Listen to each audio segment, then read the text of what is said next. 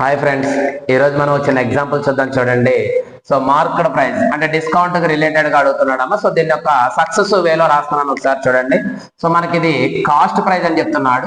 So 3750 ఇది మనకి cost price.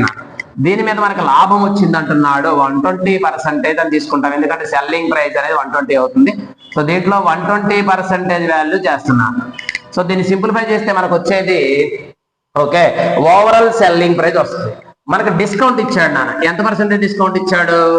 10% discount ఇచ్చాడు. అంటే సెల్లింగ్ ప్రైస్ ఇప్పుడు 90% అవుద్ది. అంటే సెల్లింగ్ ప్రైస్ కదా, ఇది 90% అవుద్ది.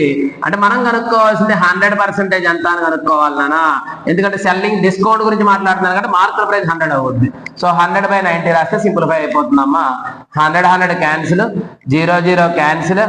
So 3 table in the 4 times, 3 table in the 3 times, 3 table is in the 125 times. Okay, 125 into 4 చేస్తే 500 వస్తుంది. ఇంకో 0 ఉంది, మీరు ఒకసారి అబ్జర్వ్ చేస్తే ఇక్కడ. So 0 పెడుతున్నానమ్మా. 5000 is the market price. Thanks for watching.